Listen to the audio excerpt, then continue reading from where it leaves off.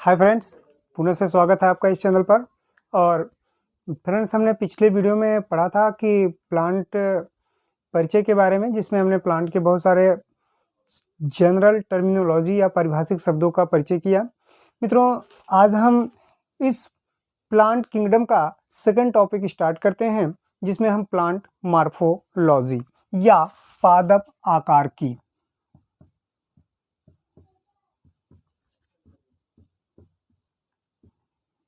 Plant morphology.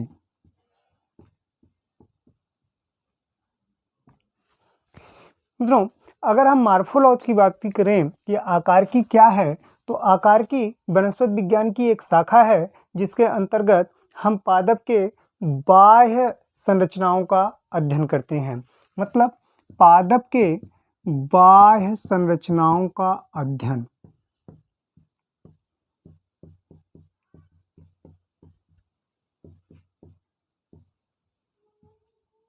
बाह्य संरचनाओं का अध्ययन पादप आकार की कहलाता है, प्लांट मॉर्फोलॉजी। प्लांट मॉर्फोलॉजी कहलाता है। मित्रों, अगर हम मॉर्फोलॉजी की बात करें तो एक प्लांट में, पादप में जरा देखा जाए तो मुख्य रूप से 3 तरह की रचनाएं पाई जाती हैं: रूट, जड़, तना, स्टेम और लीव्स, पत्तियां। और जब ये जननिक अवस्था में पहुंचती हैं, तब एक और स्ट्रक्चर का निर्माण होता है, और वो है फ्लावर। अर्थात यदि हम पादप के जड़, तना, पत्ती, पुष्प का बाह्य स्ट्रक्चर अध्ययन करेंगे, तो वो हमारा कहलाएगा प्लांट मॉर्फोलॉजी या पादप आकार की। ठीक है। अगर हम इसके सेलुलर स्ट्रक्चर की बात करें, इन सब के जैसे जड़, स्टेम, पत्ती, पुष्प, अगर इनके हम सेलुलर स्ट्रक्चर की बात करते हैं, तो वो हमारा कहलाता है एनाटॉमी। दैट मीन्स शारीरिकी, पादप शारीरिकी। तो मित्रों, यहाँ हम पढ़ रहे हैं पादप आकार की, जिसमें हम पादप के बाह्य संरचनाओं का अध्ययन करते हैं। अगर हम लोअर प्लांट्सों में देखें, जैसे अगर हम ब्रायो बात करें, टेडो की बात करें और जिम्नो की बात करें, तो इसमें हम क्या करते हैं, कुछ सेलेक्टेड जीनस हैं, उन सेलेक्टेड जीनस या वंश को ही पढ़ना है। जैसे अगर एग्जांपल लेते हैं हम रिक्सिया का, तो अगर हमको रिक्सिया पढ़ना हो तो सबसे पहले हम डिस्ट्रीब्यूशन अर्थात वितरण पढ़ते हैं, और दूसरी चीज इसमें हम उसका स्वभाव और वास स्थान पढ़ते हैं। स्वभाव कैसा है और वास स्थान कैसा है। स्वभाव और वास स्थान की बात करते हैं। मित्रों, आगे की अगर हम बात करें, उसके बाद हम इसके बाह्य शारीरिकी की बात करते हैं और आंतरिक बाह्य आकार की और आंतरिक शारीरिकी की, और उसके बाद इसमें जनन क्रिया अर्थात रिप्रोडक्शन की। अर्थात अगर हम इतने की बात करें तो ये आपका मॉर्फोलॉजी के अंतर्गत आता है, अर्थात इसको हम आकारिकी के अंतर्गत पढ़ते हैं। अगर हम उसके आंतरिक शारीरिकी की बात करते हैं तो वो एनाटॉमी होता है, और अगर हम जनन की बात करें तो वो एम्ब्रियोलॉजी होता है। और यही अगर हम फ्लावरिंग प्लांट, इसे मित्रों हम पादप आकार की या पुष्पी पादपों का आकार की के नाम से भी जानते हैं। That means morphology of flowering plant. मित्रों, अगर यही चीज अगर हम एनजीओ की बात करें, एंजियो की अगर हम बात करें इसी चीज को, तो एंजियो में क्या है, हम मार्फोलॉजी दैट मीन्स जड़, तना, पत्ती, पुष्प, इनके हम बाह्य संरचनाओं का अध्ययन करते हैं। फिर उसके बाद हम इसके टिश्यू, सेल आदि का अध्ययन करते हैं। उसके बाद फ्लावर में हम फ्लावर के आंतरिक पार्ट्स और सेक्सुअल रिप्रोडक्शन किस तरह से होता है उसकी अध्ययन करते हैं। अर्थात यहाँ एंजियो में हम आकार की, शारीरिकी और भ्रूण विज्ञान को हम अलग अलग से पढ़ते हैं। तो मित्रों, आज हम और एक टॉपिक की अगर हम और बात करें तो एक फेमस इंडियन मॉर्फोलॉजिस्ट हैं जिनका नाम है भी पुरी, प्रसिद्ध भारतीय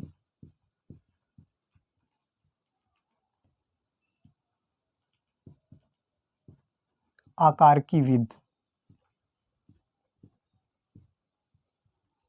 दैट मीन्स मॉर्फोलॉजिस्ट। भी पुरी को इंडियन मॉर्फोलॉजिस्ट के नाम से जाना जाता है। तो मित्रों, एक बार फिर से देखते हैं, हम पादप आकारकी के अंदर हम क्या करेंगे, बाह्य संरचनाओं का अध्ययन करते हैं, मतलब पादप के बाह्य संरचनाओं का अध्ययन करते हैं। और हम अगर किसी पादप की बात करें तो उसमें रूट, जड़, तना और पत्ती, पुष्प, इन सब की बातें होती हैं, जिसको हम मॉर्फोलॉजी के नाम से जानते हैं। अगर इन्हीं सब संरचनाओं के हम आंतरिक स्ट्रक्चर अर्थात उनके सेलुलर स्ट्रक्चर या टिश्यू स्ट्रक्चर को देखें, संरचनाओं को देखें, तो उसे हम एनाटॉमी या शारीरिकी के नाम से जानेंगे। उसके बाद फ्लावर में फ्लावर के मेल पार्ट्स, फीमेल पार्ट्स और कैसे रिप्रोडक्शन की क्रिया होती है, कौन कौन से एम्ब्रियो का डेवलपमेंट कैसे होता है, प्लेसेंटा किस तरह से पाए जाते हैं, इन सब का अध्ययन हम एम्ब्रियोलॉजी में करते हैं। तो आज हम इस प्लांट के दूसरे ग्रुप अर्थात पादप आकारकी का अध्ययन करते हैं, जिसमें हम सबसे पहले जड़ की बात करते हैं। तो आइए शुरू करते हैं जड़ की। ठीक है,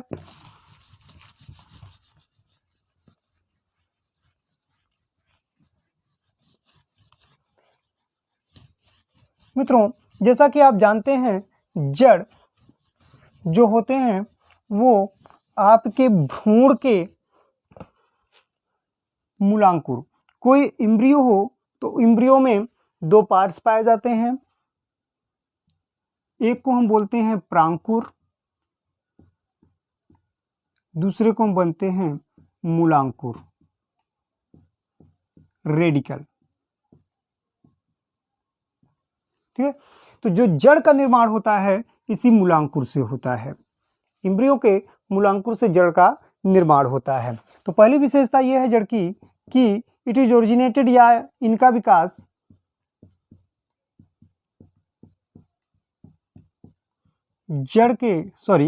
इनका विकास भ्रूण के मूलांकुर से होता है।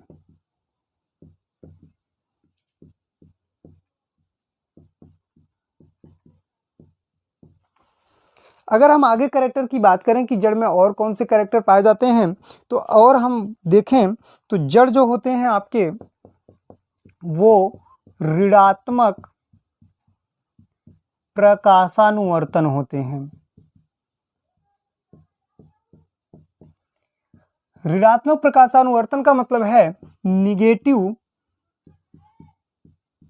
फोटोसिंथेटिक या निगेटिव फोटोट्रॉपिक। निगेटिव फोटोट्रॉपिक का मतलब यह है कि प्रकाश ऊपर से आ रहा है और जड़ें नीचे की ओर भाग रही हैं, इसलिए इसको हम निगेटिव प्रकाशानुवर्तन कहते हैं। जबकि ये आपके धनात्मक गुरुत्वानुवर्तन होती हैं, दैट मीन्स पॉजिटिव जियोट्रॉपिक। मतलब यू नो दैट जो गुरुत्वाकर्षण या ग्रेविटेशनल फोर्स होता है वो नीचे की तरफ लगता है, तो जड़ें भी नीचे की ओर ही जा रही हैं, इसलिए इसको हम धनात्मक गुरुत्वानुवर्तन के नाम से जानते हैं। मित्रों, अगर हम आगे बात करें तो जो जड़ें होती हैं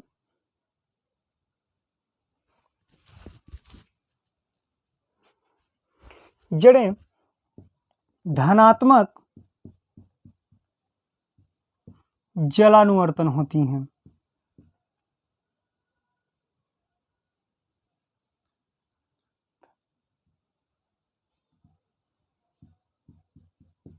जलानुवर्तन का मतलब पॉजिटिव हाइड्रोट्रोपिक। मित्रों, जैसे कोई पानी जल है तो वो मिट्टी की तरफ अंदर की ओर अवशोषित होता है, इसी से जड़ भी उसी तरह जाती हैं, उसी तरफ जाती हैं, इसलिए इसको हम धनात्मक जलानुवर्तन कहते हैं। फिर से देखते हैं हम कि जो रूट्स होते हैं अर्थात जड़ होती हैं वो ऋणात्मक प्रकाशानुवर्तन अर्थात निगेटिव फोटोट्रॉपिक होती हैं, और धनात्मक गुरुत्वानुवर्तन अर्थात पॉजिटिव जियोट्रॉपिक होती हैं, और धनात्मक जलानुवर्तन अर्थात पॉजिटिव हाइड्रोट्रॉपिक होती हैं।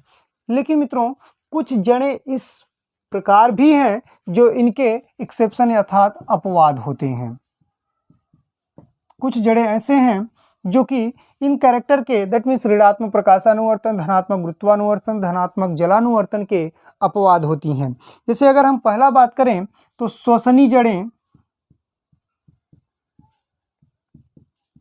या ब्रीथिंग रूट्स,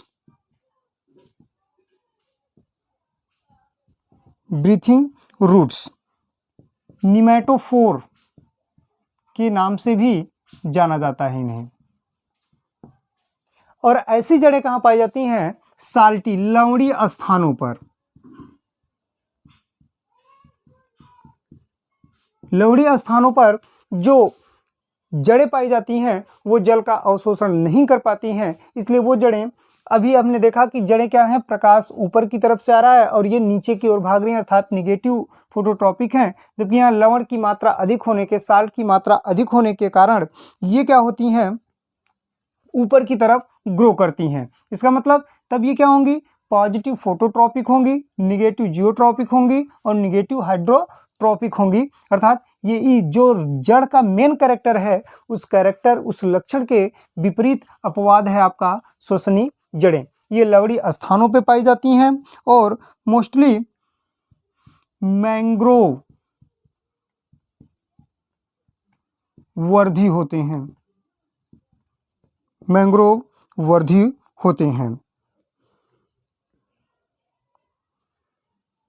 ये आपके कैरेक्टर पाए जाते हैं, उनको हम श्वसनी जड़ें भी कहते हैं, जो वायुमंडल से नमी को सोखने का काम करती हैं। ऐसे जड़ें हमारे दलदली स्थानों या लवणीय स्थानों वाले पाए जाते हैं, और ऐसे पौधों को हम मैंग्रोव पौधे या मैंग्रोव वेजिटेशन के नाम से भी जानते हैं। दूसरा उदाहरण अगर हम बात करें मित्रों, तो दूसरा उसी कड़ी में है आपका कैरोलाइड, प्रवालाभ जड़ें, कैरोलॉइड।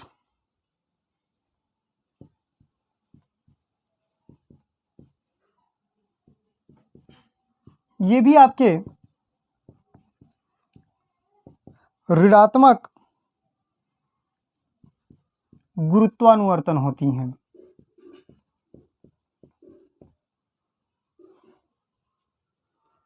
दैट मीन्स कि यहाँ जो प्रवालाभ जड़ें होती हैं, कैरोलाइड जड़ें, ये आपके साइकस में पाई जाती हैं, ठीक है, और ये आपके साइकस में एल्गी के कंपोजिशन से जो रूट का फॉर्मेशन होता है वो ऊपर की तरफ बढ़ती हैं, इसलिए यहाँ पर ये ऋणात्मक गुरुत्वानुवर्तन को प्रदर्शित करती हैं। आगे अगर हम जड़ के मेन कैरेक्टर की बात करें मित्रों, तो मेन कैरेक्टर में जड़ों में क्या होते हैं, शीर्षस्थ कलिकाएं,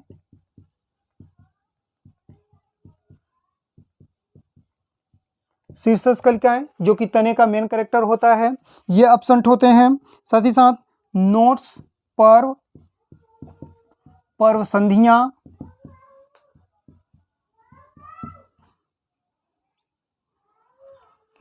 पर्णहरिम, पत्ती व पुष्प अनुपस्थित होते हैं।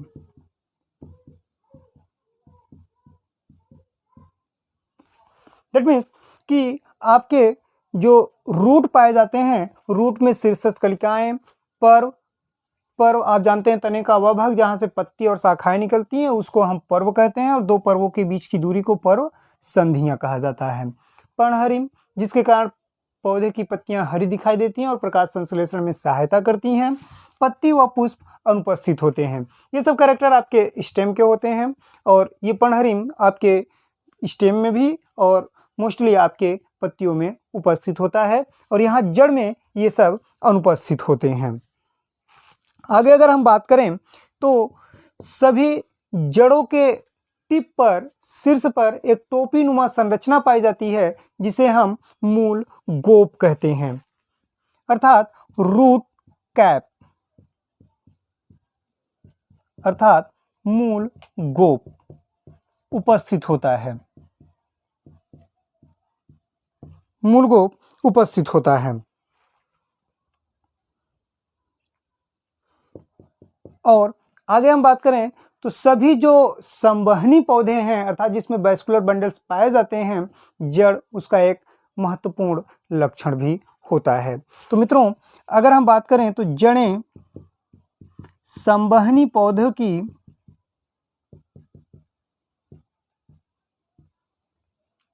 महत्वपूर्ण भूमिगत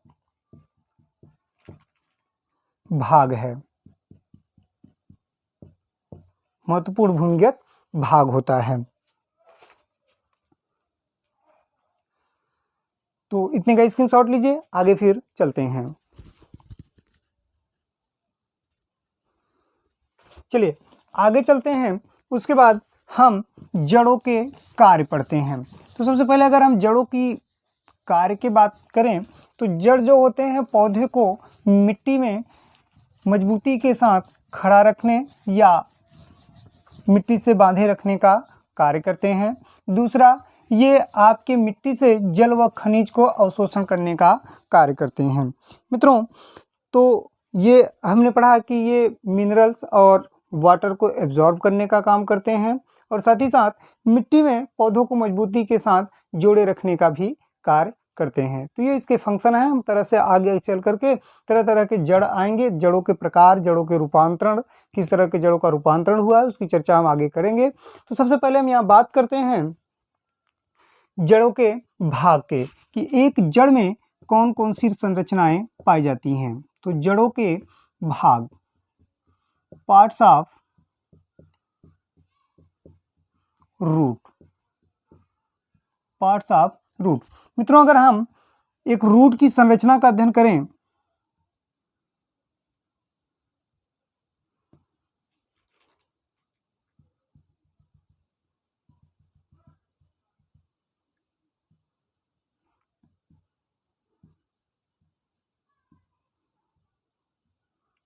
इस रचना को हम मूल रोम कह रहे हैं, इस संरचना को हम मूल गोप कहते हैं, और ये जो रीजन है ये परिपक्वन व विभेदन क्षेत्र कहलाता है।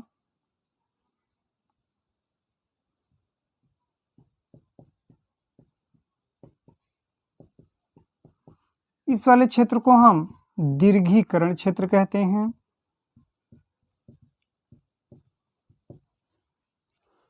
और इसमें जो कोशिकाएं पाई जाती हैं मित्रों, वो आपका विभज्योतक क्षेत्र होता है। दैट मीन्स यहाँ पर विभज्योतकी ऊतक पाए जाते हैं जो कि मूल की लंबाई को बढ़ाने में सहायता करते हैं। और ये टोपीनुमा संरचना जो आप देख रहे हैं, इस टोपीनुमा संरचना को ही हम मूल गोप या रूट कैप कहते हैं। तो रूट कैप ये आपके चूंकि विभज्योतकी कोशिकाएं पाई जा रही हैं तो बहुत कोमल है, कोशिकाएं बिल्कुल मृदुतक कोशिकाएं हैं, और इसलिए ये आपके टूट सकती हैं, ग्रोथ रुक सकता है। तो ये रूट कैप यहाँ पर प्रोटेक्शन देने का कार्य करती हैं। तो आगे अगर हम बात करें तो सबसे पहले हम चर्चा करते हैं रूट कैप की, दैट मीन्स मूल गोप की। मित्रों, जड़ों के शीर्ष पर टोपीनुमा एक संरचना पाई जाती है जिन्हें हम मूल गोप कहते हैं, अर्थात रूट कैप कहते हैं। जड़ों के शीर्ष पर, जड़ों के शीर्ष कहाँ होंगी? ऊपर नहीं, नीचे की तरफ, नीचे की तरफ जो उसका सबसे टिप वाला पोर्शन होगा उसको हम जड़ों का शीर्ष कहेंगे। जबकि तने के अगर हम शीर्ष की बात करें तो तने का जो सबसे ऊपरी भाग है वो तने का शीर्ष है। जड़ों की अगर हम बात करेंगे तो जड़ों का जो सबसे नीचे वाला भाग होगा वो जड़ का शीर्ष होगा। तो जड़ के शीर्ष पर जहाँ पर विभज्योतकी क्षेत्र पाया जाता है, मेरिस्टेमेटिक रीजन पाए जाते हैं, वहाँ पर एक टोपी नुमा संरचना पाई जाती है। और वो किस आकार का होता है? वो ट्रिम्बल अर्थात छल्ले की आकार की संरचना होती है। और उस छल्ले के आकार की संरचना को हम मूल गोप कहते हैं। अर्थात जड़ों के शीर्ष पर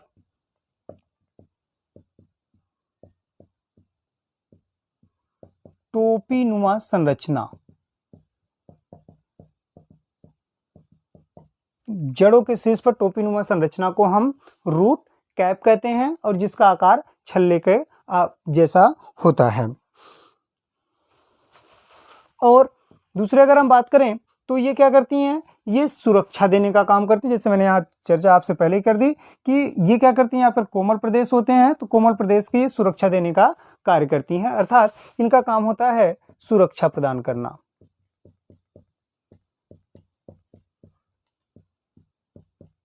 इनका काम है सुरक्षा प्रदान करना। मित्रों,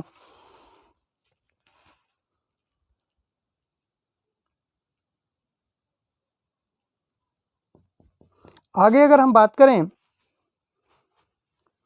तो एमाइलोप्लास्ट जो कि आपके मंड का एक प्रकार है, मंड, ठीक है, एमाइलोप्लास्ट, ये आपके क्या करती हैं?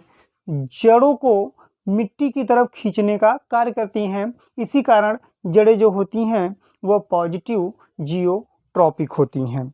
तो आगे अगर हम देखें तो मूल गोप जो होती हैं वो इनकी कोशिकाओं में मंड अर्थात एमाइलोप्लास्ट प्रेजेंट होता है। और ये क्या होती हैं? सॉइल अर्थात मिट्टी के प्रति सेंसिटिव होती हैं। और इसी सेंसिटिविटी के कारण जो आपकी जड़ें होती हैं वो पॉजिटिव जियोट्रॉपिक होती हैं।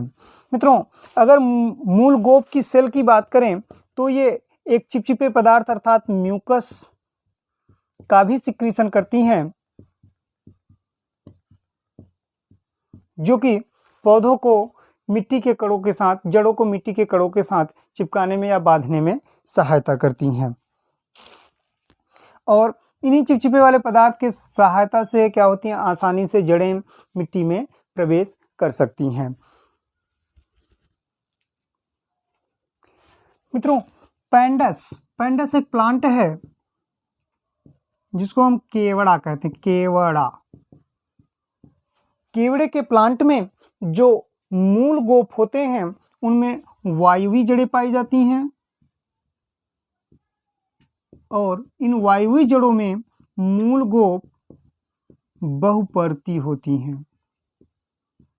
दैट मीन्स एक से अधिक परतों की बनी होती हैं। अगर हम जलोद्भिद पादपों की बात करें, ऐसे पौधे जो कि आपके जल में पाए जाते हैं, वहाँ मूल गोप जो होते हैं वह विस्थापित होकर के उनके स्थान पर रूट पॉकेट पाए जाते हैं। रूट पॉकेट पाए जाते हैं जो रूट को चारों तरफ से घेरने का या एक मोमी परत बनाने का कार्य करते हैं, जो तैरने में सहायता करते हैं। तैरने में सहायता करते हैं। तो यहाँ हमने देखा कि जड़ों के शीर्ष पर टोपी नुमा संरचना होती है जिसे हम मूल गोप कहते हैं और ये छल्ले के आकार का होता है। इनका काम सुरक्षा देने का काम होता है। इसमें एक विशेष प्रकार की मंड वाली कोशिकाएं, मंड संचित रहता है जिसको हम एमाइलोप्लास्ट कहते हैं। और ये एक चिपचिपे पदार्थ का भी श्रावण करती हैं जिसके कारण ये जड़ें आसानी से मिट्टी में प्रवेश करती हैं। साथ ही साथ एमाइलोप्लास्ट जो होते हैं वो सॉइल के प्रति सेंसिटिव होते हैं और इसी सेंसिटिविटी के कारण जड़ें जो होती हैं वो मिट्टी की ओर या पॉजिटिव जियोट्रॉपिक को प्रदर्शित करती हैं। मित्रों, अगर इसी कड़ी में हमने दूसरे पार्ट की बात करें तो दूसरे पार्ट में हमने देखा कि मेरिस्टेमेटिक रीजन, हमने रूट कैप की बात की, दूसरा हम मेरिस्टेमेटिक रीजन की बात करते हैं अर्थात विभज्योतकी क्षेत्र की बात करते हैं।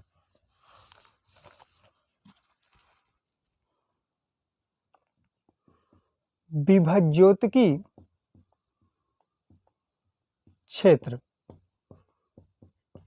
तो विभज्योतकी क्षेत्र की अगर हम बात करें तो मित्रों, इसमें जो सभी प्रकार की कोशिकाएं होती हैं वो मेरिस्टेमेटिक सेल अर्थात मेरिस्टेमेटिक टिश्यू पाई जाती हैं, जिनमें विभाजन का गुण होता है। इसको हमने पिछले इंट्रोडक्शन में पढ़ा है।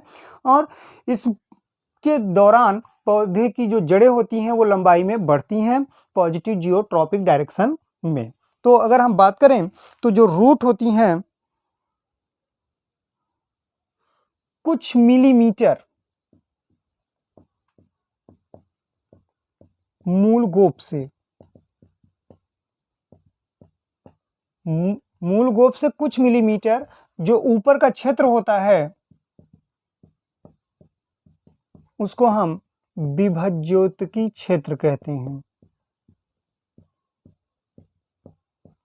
विभज्योतकी या मेरिस्टेमेटिक रीजन के नाम से जाना जाता है। तो इसमें अगर हम कोशिकाओं की बात करें, कोशिकाएं जो होती हैं वह छोटी होती हैं,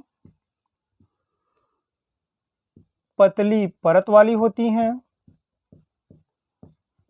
और सघन जीवद्रव्य से भरी होती हैं। That means highly protoplasm. चूंकि नया कोशिकाएं हैं और नई कोशिकाओं में प्रोटोप्लाज्म क्या होता है, बहुत अधिक मात्रा में पाई जाती हैं। इसलिए ये क्या होती हैं, बहुत नर्म होती हैं। थोड़े सा भी दाब लगाने पर ये टूट सकती हैं। तो इसी नर्म वाले भाग या कोमल प्रदेश की रक्षा करने के लिए पाया जाता है मूल गोप। ठीक है। आगे अगर हम बात करें तो ये बड़ी तेजी के साथ विभाजन का गुण रखती हैं, तीव्रता के साथ विभाजित होती हैं। तो विभाजन जो होता है वो तीव्रता के साथ होता है, रैपिडली होता है, जिसके कारण जड़ें तेजी से पॉजिटिव जियोट्रॉपिक में बढ़ती हैं। मित्रों, अगर हम इसी कड़ी में अगले रीजन की बात करें तो अगला रीजन हम यहां देख रहे हैं दीर्घीकरण क्षेत्र। दीर्घीकरण क्षेत्र या इलॉन्गेशन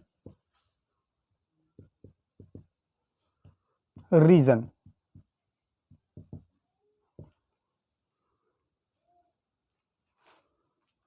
इसमें जो कोशिकाएं होती हैं वो लंबवत बढ़ती हैं, बढ़ने के कारण जड़ों की लंबाई को बढ़ाने का कार्य करती हैं। तो ये अगर हम बात करें इलॉन्गेशन की तो 3 से 4 मिलीमीटर विभज्योतकी क्षेत्र के ऊपर का जो भाग होता है वो दीर्घीकरण क्षेत्र कहलाता है। यहाँ हमने कुछ मिलीमीटर की बात की कि रूट कैप से कुछ मिलीमीटर के ऊपर का जो क्षेत्र होता है उसको हम विभज्योतकी क्षेत्र कहते हैं। जबकि यहाँ हमने कहा कि दीर्घीकरण क्षेत्र विभज्योतकी ऊतक से 3 से 4 मिलीमीटर की ऊंचाई पर होता है। और इसमें कोशिकाएं क्या होती हैं, दीर्घीकृत होती हैं। दीर्घीकृत का मतलब लंबाई में बढ़ती हैं, जिसके कारण जड़ों की लंबाई बढ़ती है।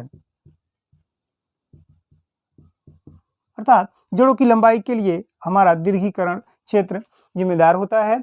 और उसके बाद सबसे लास्ट में पाई जाती हैं कोशिका विभेदन या परिपक्वन क्षेत्र।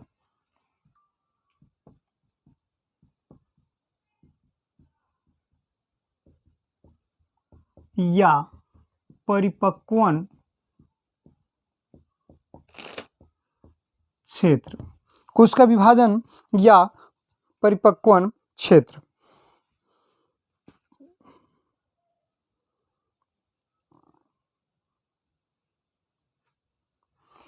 जो हमने यहां देखा कि जो दीर्घीकरण क्षेत्र होता है, दीर्घीकरण क्षेत्र की कोशिकाएं ही धीरे धीरे अब डिफरेंशिएट होती हैं। डिफरेंशिएट होने के बाद दैट मीन्स विभेदित होने के बाद वह परिपक्व अवस्था में पाई जाती हैं। तो उस अवस्था को हम परिपक्वन क्षेत्र कहते हैं। अर्थात दीर्घीकरण क्षेत्र की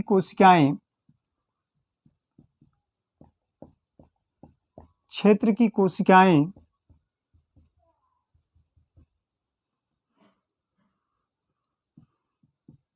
रूपांतरित होकर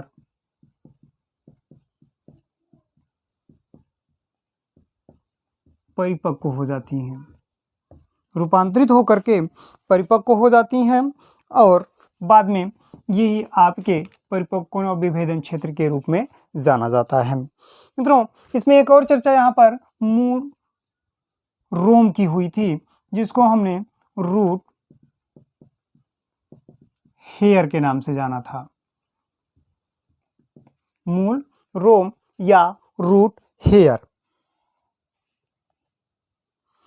कुछ आपके बाह्य त्वची कोशिकाएं जो होती हैं, जड़ की बाह्य त्वची कोशिकाएं, जिसको हम एपिडर्मल सेल कह रहे हैं, एपिडर्मल सेल से धागे नुमा संरचना निकलती है और इसी धागे नुमा संरचना को हम मूल रोम का नाम देते हैं। और यही मूल रोम होते हैं जिनके कारण जड़ें मृदा से लवण व जल का अवशोषण करती हैं।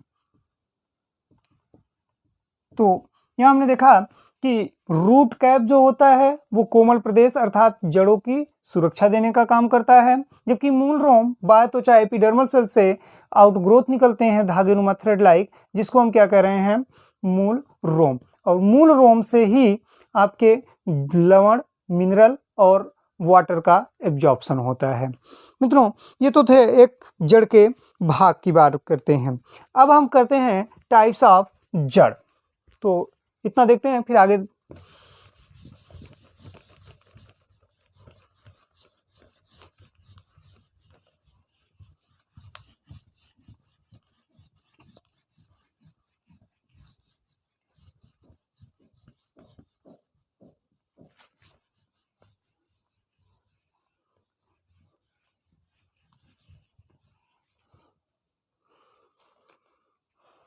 आइए चलते हैं जड़ों के प्रकार के बारे में। जड़ों के प्रकार, टाइप्स ऑफ रूट। तो मित्रों, जड़ें जो होती हैं वह मुख्य रूप से 3 प्रकार की होती हैं। जड़ें मुख्य रूप से 3 प्रकार की होती हैं। तो जड़ें कितने प्रकार की होती हैं? जड़ें 3 प्रकार की होती हैं।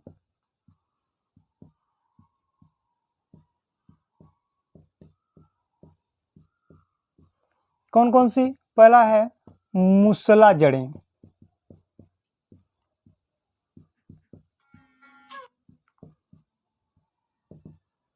Primary root. दूसरा है झकड़ा जड़ें,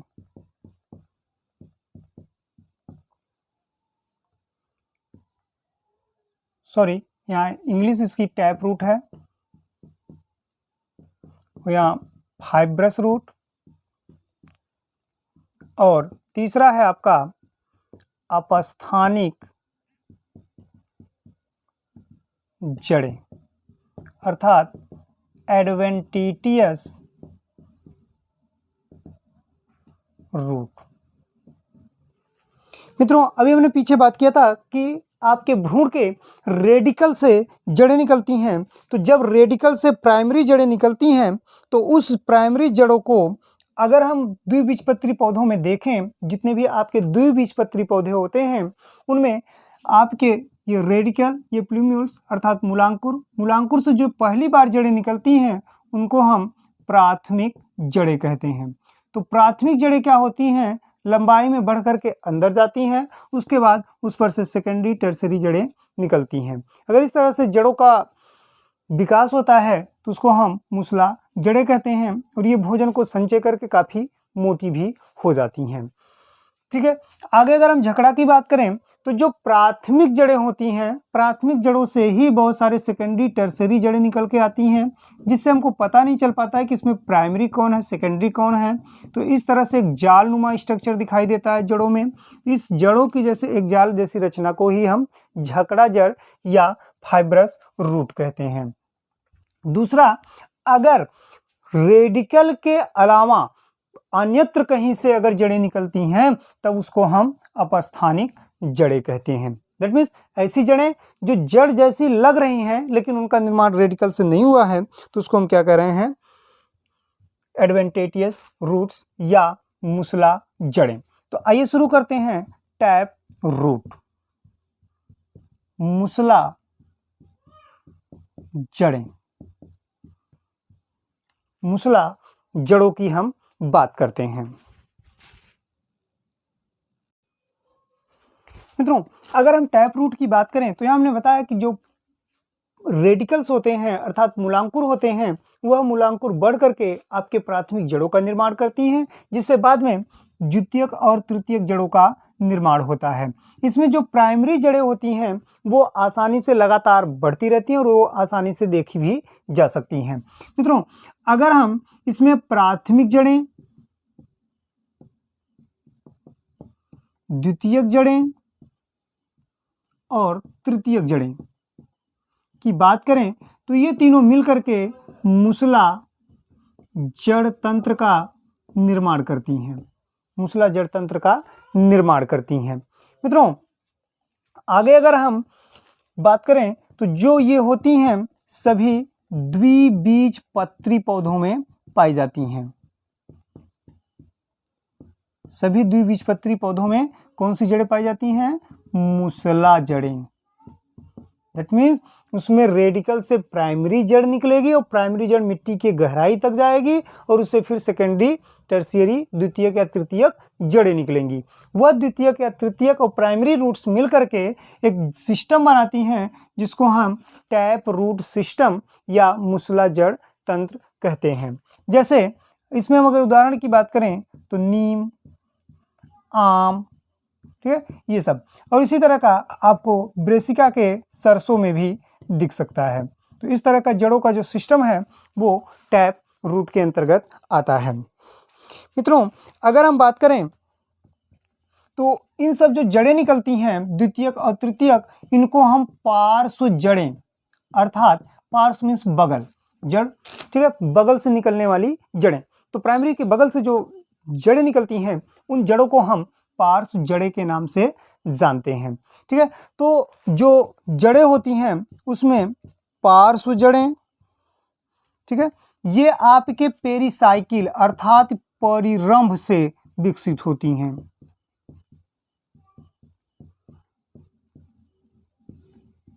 पार्श्व जड़ें परिरंभ से विकसित होती हैं। आगे अगर हम बात करें तो एक पादप हार्मोन है ऑक्सिन, नाम जानते होंगे। ये वृद्धिवर्धक हार्मोन है जो पौधों की लंबाई को बढ़ाने का कार्य करता है। लेकिन ये क्या करते हैं? टैप रूट के प्राथमिक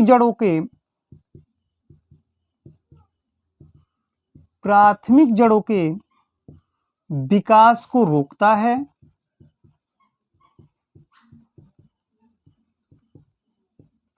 जबकि पार्श्व जड़ें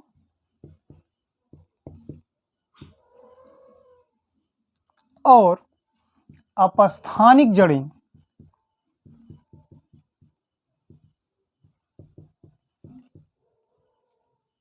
के विकास को उत्प्रेरित करता है। तो ऑक्सिन हम देख रहे हैं कि ये प्राथमिक जड़ों के इनहिबिट्स करने का काम कर रहा है, प्राइमरी रूट्स के दीर्घीकरण को इनहिबिट्स करने का काम करता है, जबकि पार्श्व जड़ें और अपस्थानिक जड़ों को वो विकास को प्रेरित करने का कार्य करती हैं। ये ऑक्सिन जो होते हैं, ये चूंकि हमने देखा कि पार्श्व जड़ें परिरंभ से विकसित होती हैं, तो ये ऑक्सिन ये परिरंभ को विभाजन में सहायता करती हैं।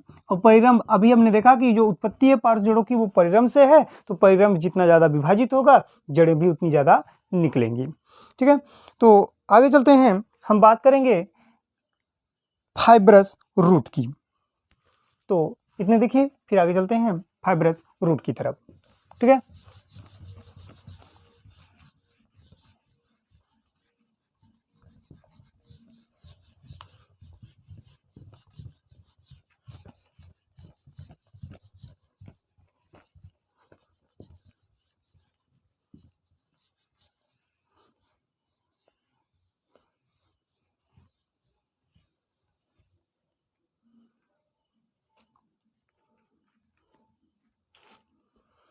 अपस्थानिक जड़ें, सॉरी, झकड़ा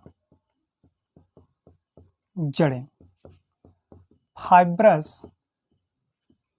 रूट, झकड़ा जड़ें या अपस्थानिक रूट। ठीक है, तो जनरली जो झकड़ा जड़ें होती हैं वह एक बीजपत्री में पाई जाती हैं। जितने भी एक बीजपत्री पौधे होते हैं उनमें फाइब्रस रूट पाया जाता है। मित्रों, the primary root short lived होते हैं। इसमें जो प्राथमिक जड़ें होती हैं कम समय तक रहती हैं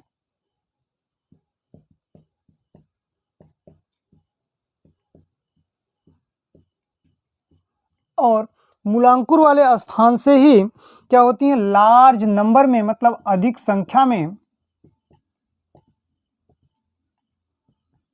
पार्श्व जड़ें निकलती हैं और एक जालनुमा संरचना का निर्माण करती हैं। इसलिए ऐसे संरचना को हम झकड़ा जड़ों के नाम से जानते हैं। मित्रों,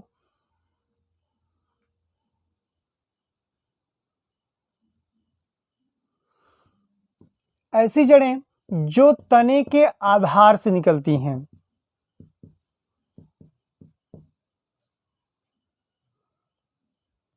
और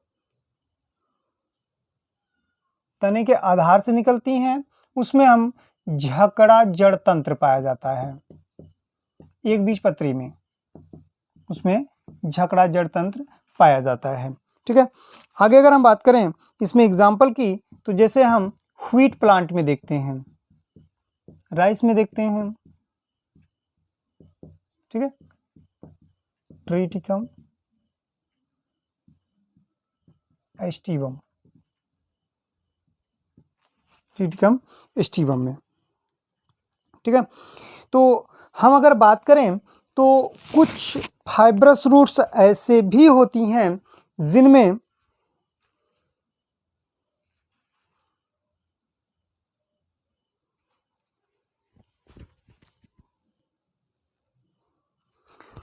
मित्रों कुछ जलोद्भिद पौधे होते हैं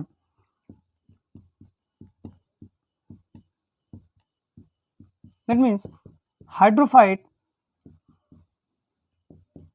जिनमें जो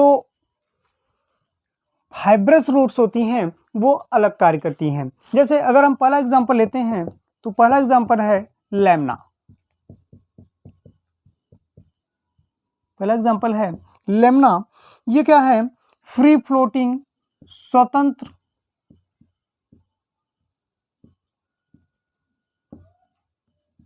प्लावी, तैरने वाला, स्वतंत्र प्लावी होते हैं, अर्थात स्वतंत्र रूप से एक स्थान से दूसरे स्थान तक तैरते रहते हैं और जलोद्भिद प्लांट हैं। ठीक है, इसका अगर हम सामान्य नाम की बात करें तो इसका सामान्य नाम डकवीड्स है।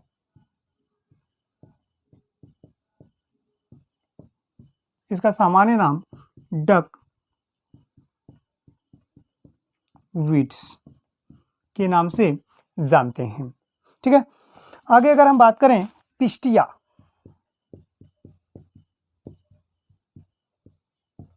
पिस्टिया, ठीक है, ये भी आपके जलोद्भिद पौधों का ही एक ग्रुप है। ठीक है, और इसको वाटर लेट्यूस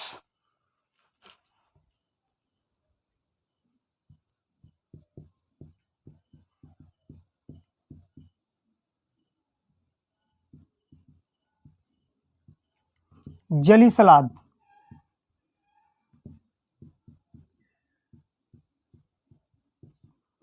के नाम से भी जानते हैं। और इसमें जो जड़ें पाई जाती हैं, फाइब्रस जड़ें, वो क्या करती हैं, आपके तैरने में सहायता करती हैं, तैरने में सहायता करती हैं। इसी ग्रुप में एक और पौधा आता है, नाम है आइकोर्निया।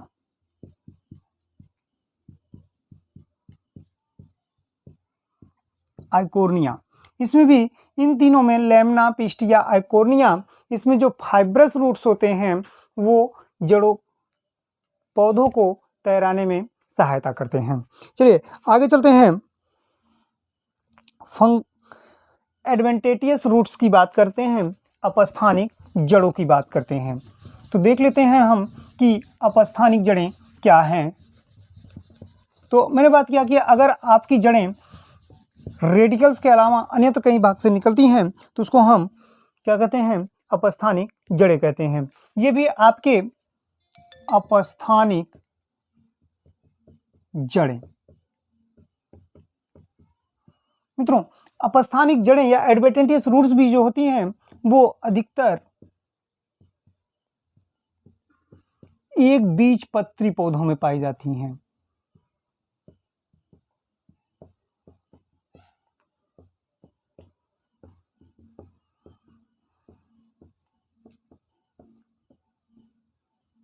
एक बीजपत्री पौधों में पाई जाती हैं।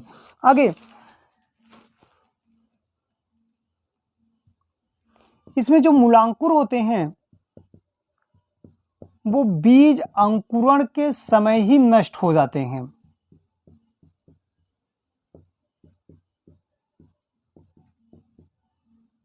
बीज अंकुरण के समय नष्ट हो जाते हैं। तो जब बीज अंकुरण क्या होता है, जब नष्ट हो जाता है तो बहुत जो प्राइमरी अर्थात प्राथमिक जड़ें होती हैं वो बहुत कम समय के लिए होती हैं।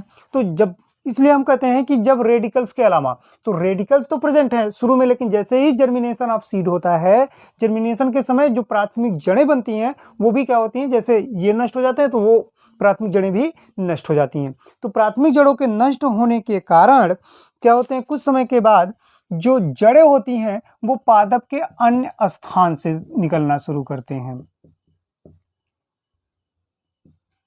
पादप के अन्य स्थान से निकलना शुरू होते हैं। तो जब पादप के अन्य स्थान से, यही करने का मतलब है कि अन्य स्थान का मतलब कि जैसे अब मूलांकुर क्या था आपका, रेडिकल बीज अंकुरण के समय ही नष्ट हो गया। नष्ट होने के बाद जो प्राथमिक जड़ें थी वो भी नष्ट हो जाएंगी या कम समय के लिए जीवित होती हैं। तो प्राथमिक जड़ें जब विकसित होती तो वहीं से आपके सेकेंडरी टर्सरी जड़ों का विकास होता, तो लेकिन वो अनुपस्थित है। इसलिए अब जड़ें जो हैं वो पादप के किसी अन्य भाग से निकलती हैं। जैसे अब तने का जो सबसे निचला वाला भाग है, पर्व, ठीक है, वहां से जड़ों जैसी रचना निकल रही हैं। तो इस जड़ों को हम क्या कह रहे हैं, अपस्थानिक जड़ें कहते हैं। इसलिए हम कहते हैं कि जब मूलांकुर के अलावा पौधे के अन्यत्र कहीं भागों से जड़ का निर्माण होता है तो ऐसे जड़ों को हम अपस्थानिक जड़ें कहते हैं।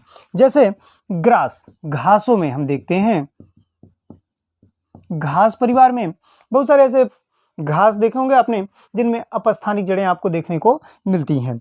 उसी तरह से मोनिस्टेरा,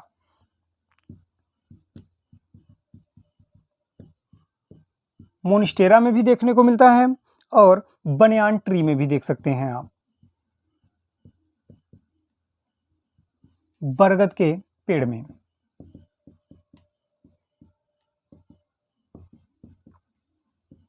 बरगद के पेड़ में आपने तनों में देखा होगा सब लटकते रहती हैं, और वो लटकने वाली जड़ें जो होती हैं वो वायुमंडल के नमी को सोखने का भी कार्य करती हैं। मित्रों, जैसे कि आप जानते हैं बरगद एक बहुत विशाल पादप है, पौधा है, वृक्ष है, तो जिसे उसके पानी आदि की आवश्यकता होगी, तो नमी की कमी को पूरा करने का काम यहाँ पर अपस्थानिक जड़ें या एडवेंटेटियस रूट्स करती हैं, और वो जनन में भी सहायता करती हैं, वर्धी जनन में भी सहायता करती हैं। ठीक है, तो आगे अगर हम बात करें,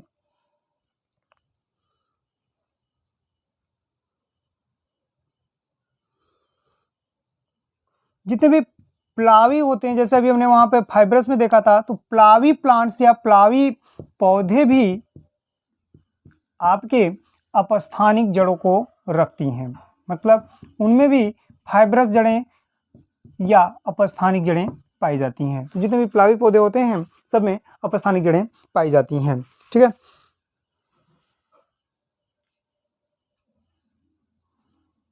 चलिए बात करते हैं हम जड़ों के कार्य की। जड़ों के कार्य, तो हमने देखा जड़ें 3 प्रकार की होती हैं, मूसला जड़, झकड़ा जड़ और अपस्थानिक जड़। ठीक है, तो अब हम जड़ों के कार्य की बात करें तो पहला कार्य जो जड़ का है वो है एब्जॉर्प्शन ऑफ वाटर और